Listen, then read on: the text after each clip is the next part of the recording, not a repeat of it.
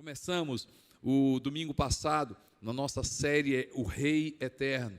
E aí falamos desse Rei Eterno que não cabe em uma manjedoura, que não é sobre uma manjedoura. O Rei Eterno já existiu, ele é eterno, o nome está dizendo.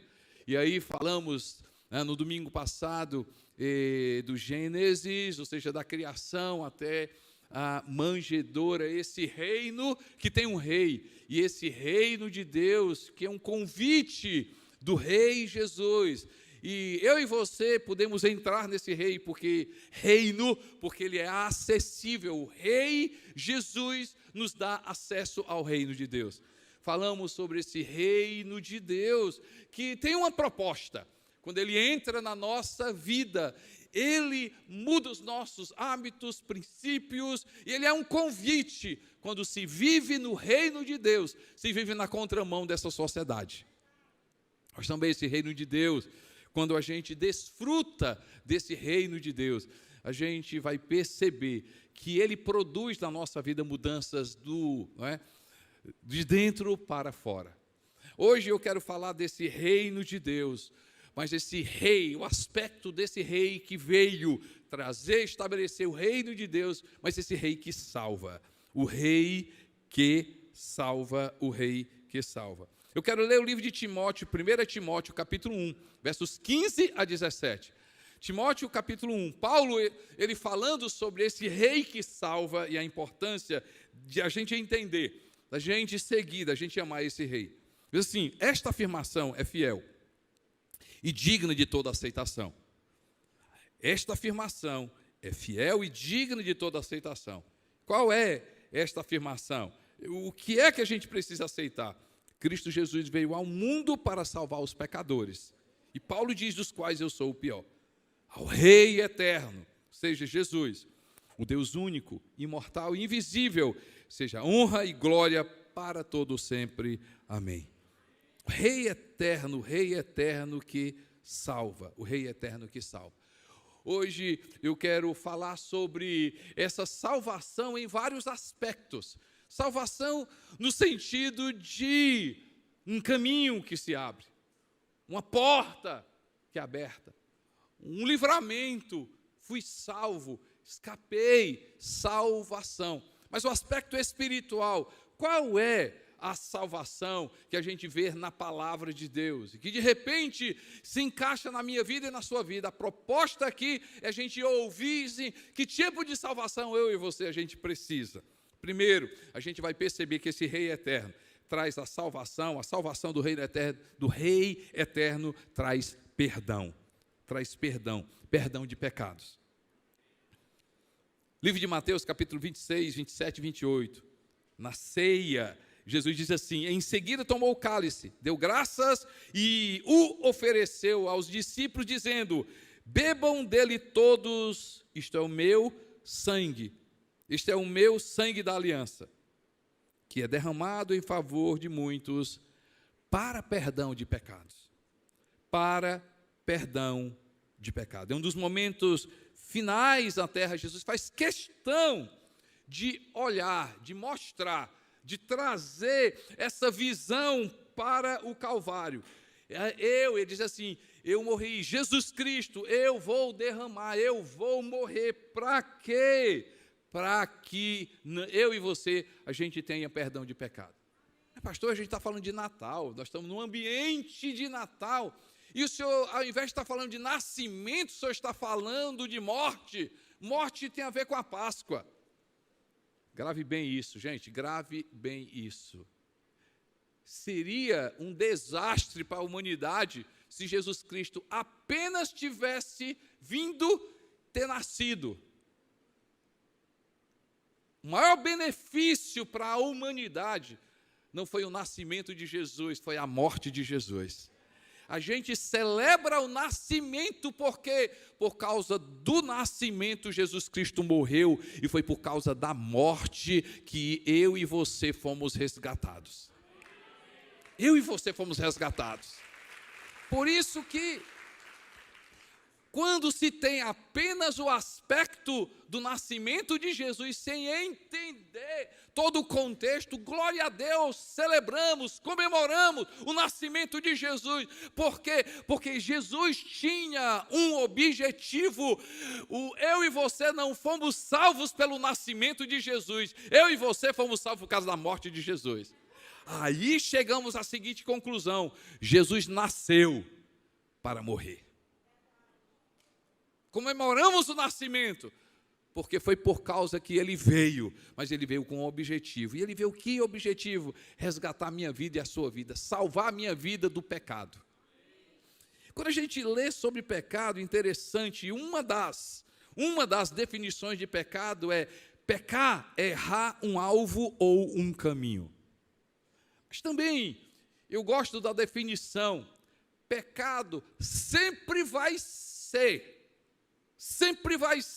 a tentativa de tirar de nós a nossa verdadeira identidade. Vou repetir: pecado sempre vai ser tirar de nós, tirar a nossa verdadeira identidade.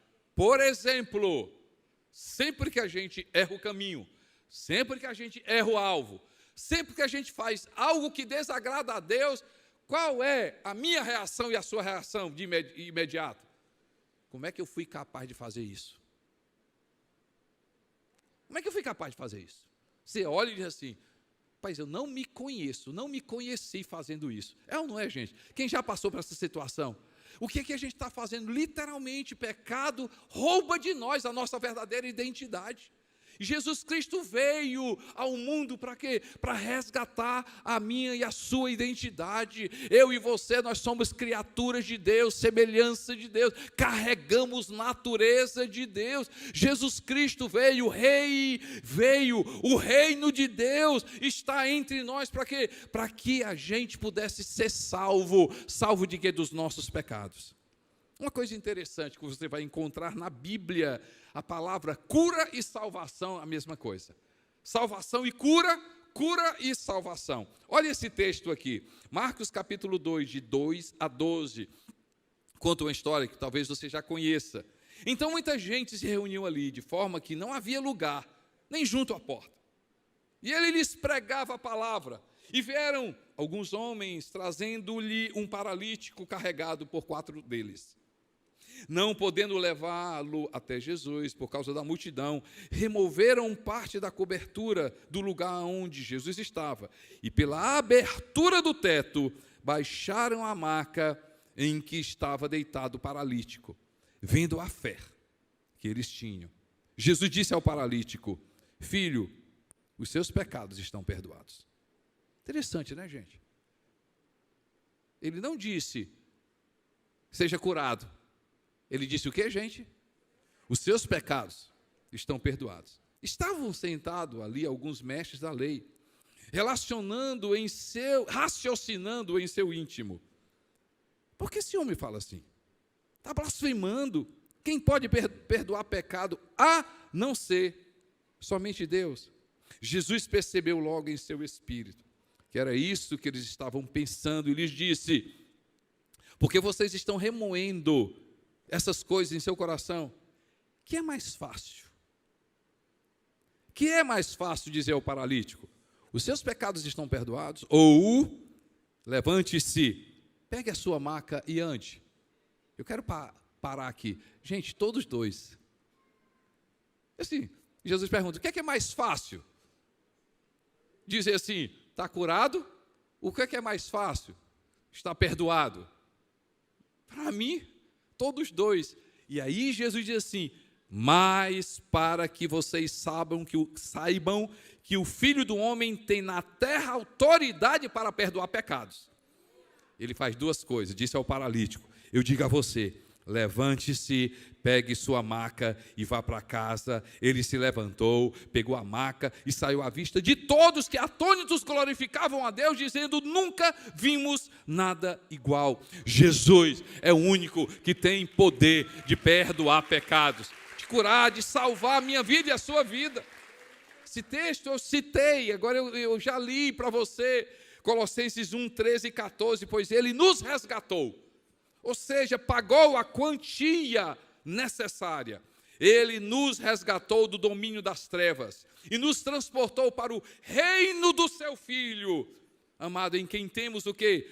A redenção. Está pago, a saber, o perdão dos pecados. O perdão dos pecados, o perdão dos pecados. Há uma história interessante também, João 8, de 3 a 5, você deve saber dessa história. Os mestres da lei e os fariseus trouxeram-lhe uma mulher surpreendida em adultério. Fizeram-na ficar em pé diante de todos e disseram a Jesus: mestre, essa mulher foi surpreendida em ato de adultério. Na lei, Moisés nos ordena apedrejar tais mulheres. E o Senhor, que diz? Visto que continuavam a interrogá-lo, ele se levantou e disse: se alguém de vocês estiver sem pecado, seja o primeiro a atirar pedra nela. Inclinou-se novamente e continuou escrevendo no chão. Os que ouviram foram saindo um de cada vez, começando pelos mais velhos. Jesus ficou só, com a mulher em pé diante dele. Então Jesus pôs-se em pé e perguntou: mulher, onde estão aqueles? Onde estão? Mulher, onde estão eles? Ninguém a condenou? Ninguém, Senhor. Disse ela, declarou Jesus: eu também não a condeno. Agora vá e abandone sua vida de pecado. Uma das coisas que Jesus Cristo fez na minha vida e na sua vida. Gente, será que não é isso que eu e você a gente está precisando? Perdão de pecados. Senhor meu Deus, traz de volta, Senhor, a minha verdadeira identidade, traz de volta a minha verdadeira identidade. O pecado sempre vai levar ao alvo, o pecado sempre vai levar ao caminho, o pecado sempre vai tirar a minha e a sua identidade, a minha e a sua real identidade. O pecado sempre vai tirar um potencial de Deus na minha vida e na sua vida. Mas a notícia boa é que Ele tem poder de perdoar todos os nossos pecados. Todos os nossos pecados, todos os nossos pecados. Quem sabe você interno, as unidades prisionais, você diz assim: pastor, mas será? O senhor não sabe o que é que eu fiz, o senhor não sabe o que é que eu produzi, o senhor não sabe, o senhor não tem noção.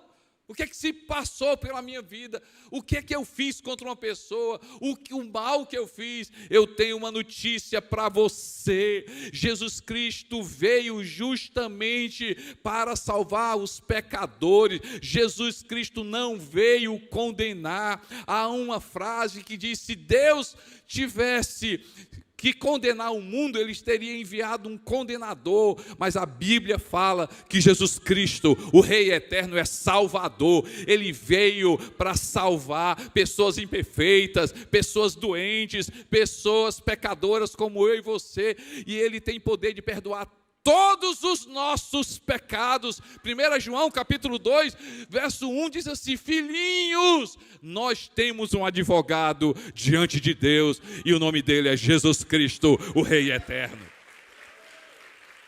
Eu e você podemos estar livres, podemos decidir, podemos viver a nossa verdadeira identidade. Quando a gente vive livre, perdoado dos nossos pecados, Ele não tem mais poder sobre a minha vida. Eu e você, pelo poder do Espírito Santo, podemos fazer a vontade de Deus.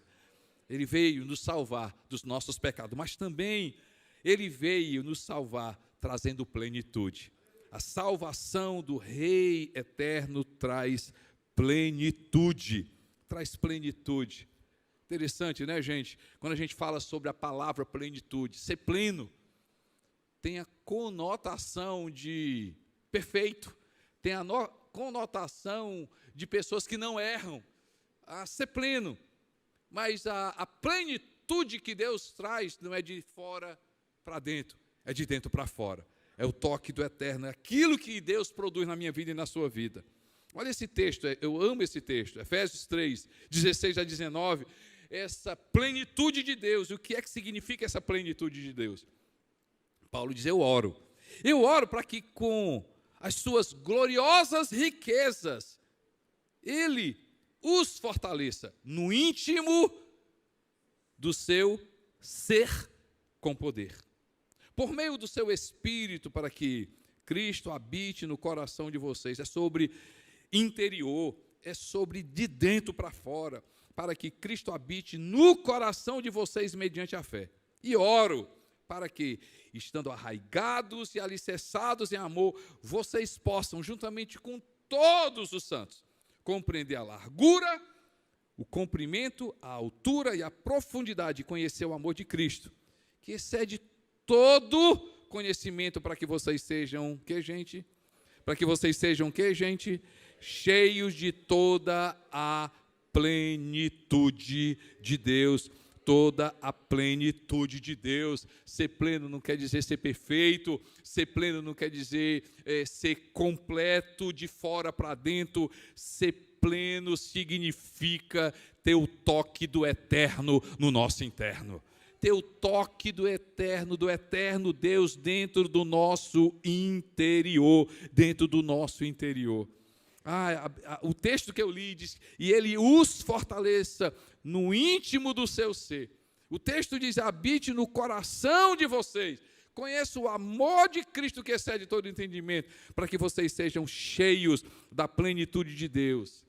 Brian Houston, fundador da Hillsong, diz uma frase incrível, diz assim, quando o eterno toca o interno, o externo se transforma.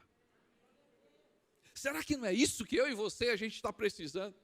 Salvação dos nossos pecados. Eu sei, você sabe, e quantas vezes nós nos colocamos em uma situação, eu sou muito mais, eu posso muito mais, eu tenho condições, mas algo nos prende. Mas hoje a notícia é boa, que o Rei Eterno tem poder para perdoar os nossos pecados e a gente ser livre. Mas também, nós hoje podemos usufruir do reino de Deus, das riquezas de Deus, das maravilhas de Deus. O apóstolo Paulo, falando dessas maravilhas de Deus, no capítulo de Coríntios, no capítulo 9, diz assim, no versículo 2, no 1 Coríntios 2, a partir do 9, diz assim, nem olhos viram, nem ouvidos ouviram, nem jamais penetrou no coração do homem o que Deus tem, nem olhos viram, você não tem, você nunca viu, você não imaginou, não entrou, você não tem condições de pensar, de formular o que Deus tem preparado para a sua vida. Deus quer encher a sua vida, Deus quer encher a sua vida, Deus quer encher a sua vida, Deus quer encher a sua vida. E o Rei, hoje, a notícia boa que Ele está hoje aqui para nos tornar pleno, gente, pleno da presença dEle, pleno da graça dEle, pleno do amor dEle. Mateus capítulo 9, 20 a 22, fala dessa mulher. Quem sabe essa atitude é que eu e você a gente precisa. Nisso uma mulher que havia 12 anos vinha sofrendo de hemorragia, chegou por trás dele e tocou na borda do seu manto, pois dizia a si mesma, se eu tão somente tocar em seu manto, ficarei curada. E voltando-se Jesus a viu e disse, ânimo filha, a sua fé a curou. E desde aquele instante, a mulher ficou curada. Eu amo esse texto, se você for olhar com calma esse texto. Jesus para e diz assim, de mim saiu virtude. E aí os discípulos disseram o seguinte, Senhor, alguém me tocou, porque de mim, eu senti que de mim saiu virtude, plenitude, algo que preencheu. E os discípulos disseram assim, mas todo mundo te toca. Gente, tem muita gente tocando em Jesus, mas tem pouca gente se deixando ser tocado por Ele. Tem muita gente tocando em Jesus, mas tem pouca gente que entende que é o toque dele que preenche a nossa vida. Queremos tocar pela nossa força, queremos tocar pela religiosidade, queremos tocar pelo que os outros falam, queremos tocar de várias formas, mas existe só uma forma, é Ele, é a presença dEle, é o Espírito dEle, é a mão dEle, é o que Ele tem para a minha vida e para a sua vida. Às vezes nós queremos encontrar encontrar coisas para tocar em Jesus, mas é dele para a minha vida, não é eu, você. E ela tocou em Jesus, porque ela sabia, Jesus tinha algo para a vida dela. Eu tenho hoje uma notícia boa para você, tem plenitude para você, tem graça para você, tem perdão para você, tem riqueza para você, tem saúde para você, tem visão para você, tem ânimo para você, tem coragem para você, porque Ele ainda hoje tem virtude e tem plenitude para a minha vida e para a sua vida.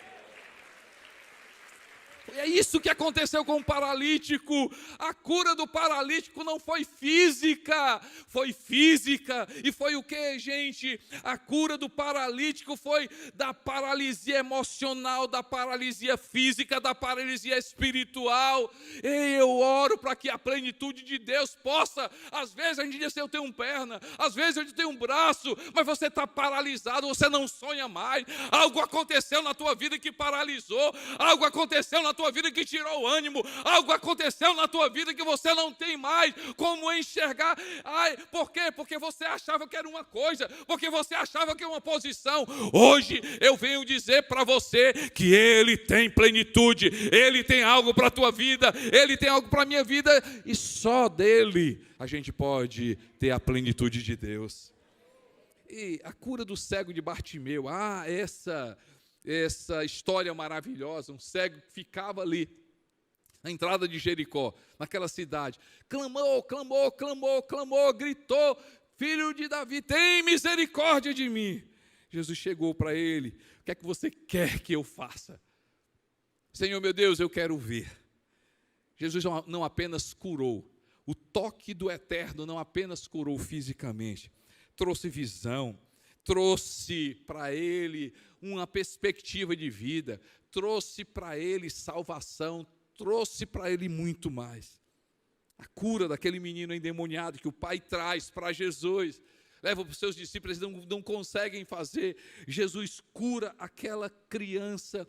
Ei, gente, a cura daquela criança não apenas restaurou, tirou aquele demônio daquela criança, mas trouxe ânimo para a família, trouxe ânimo para mim, para você.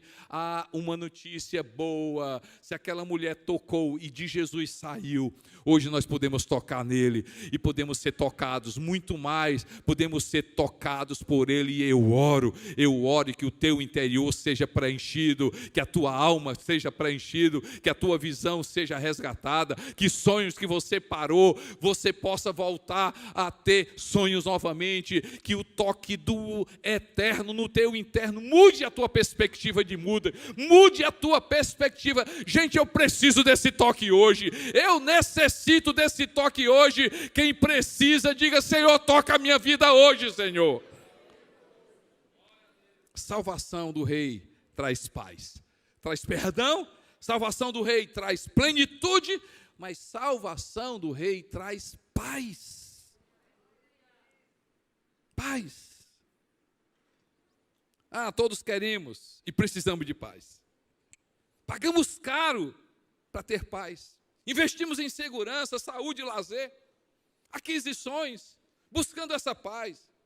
Investir nessas coisas não é errado, gente. Sonhar com essas coisas não é errado. Não é errado. Mas nem sempre é essa paz de fora para dentro que a gente precisa. Nem sempre. Nem sempre, quem sabe você é interno, se eu saísse daqui, a minha vida seria mudada. Será? Será que não é esse momento que Deus quer para você? Não é o estar lá fora, é estar justamente aí que Deus vai transformar o teu fora. Depois é o teu interior. Deus quer mudar o teu interior para você encarar o teu exterior. Deus quer mudar o teu coração. Deus quer mudar a tua vida primeiramente, para depois você encarar o que está lá fora. Livro de João, capítulo 14, verso 27, diz assim: deixo a paz a vocês. A minha paz dou a vocês. Não dou como o mundo dá.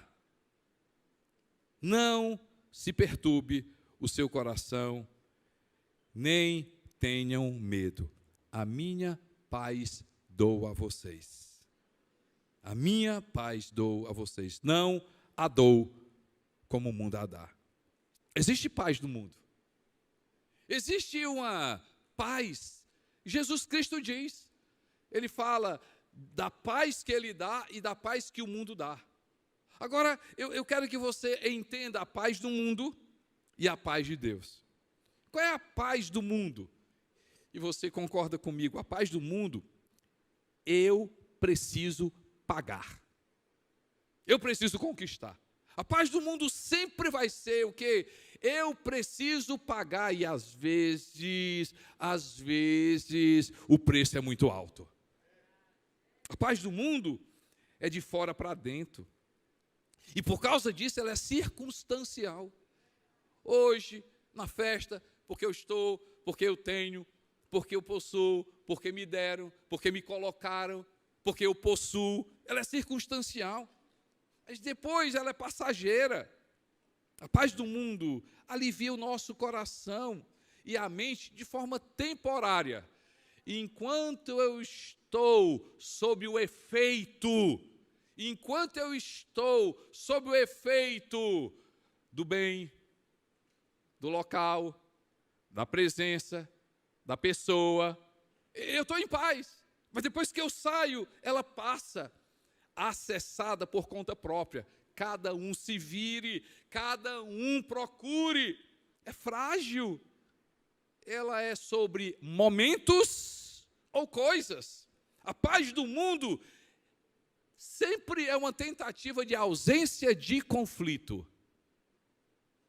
Mas a paz de Deus é diferente.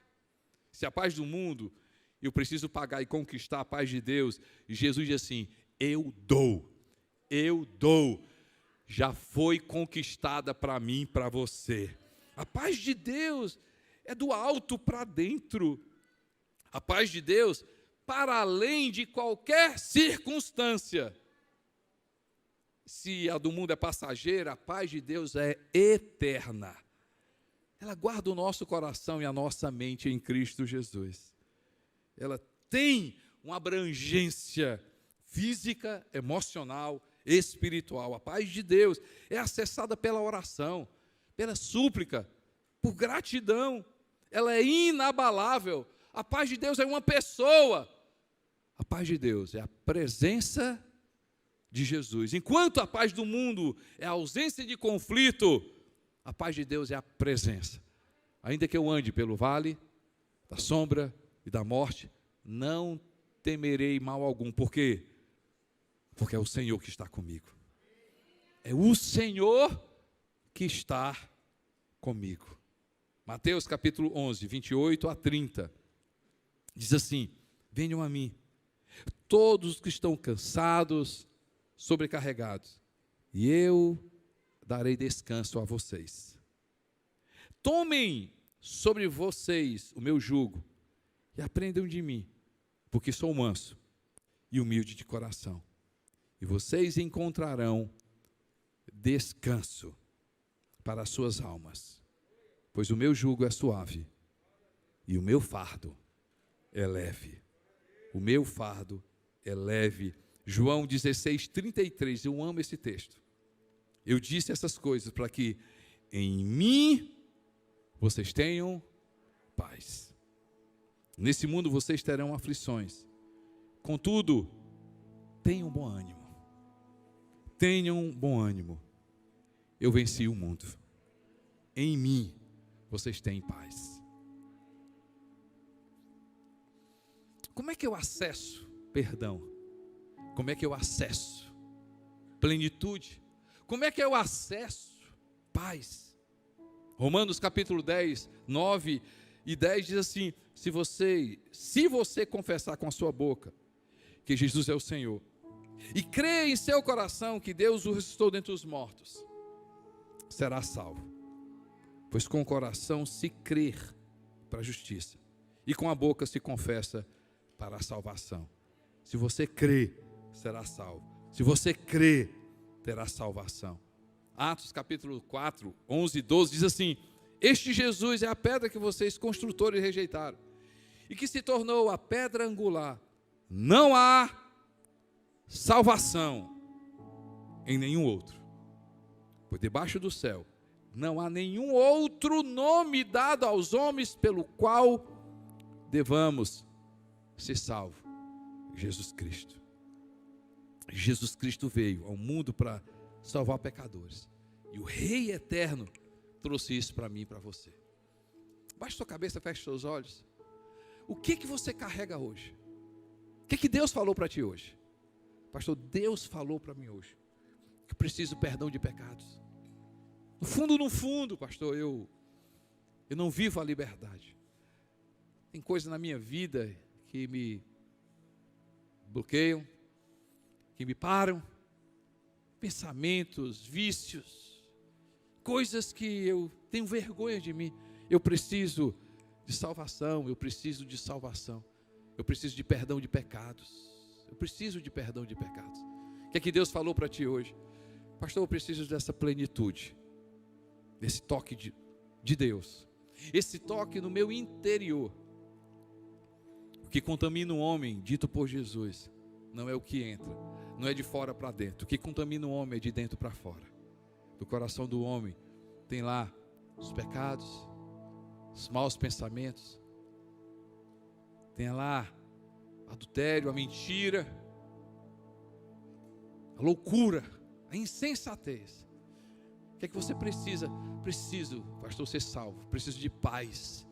Eu preciso do Rei trazendo paz para a minha vida, trazendo paz para a minha vida.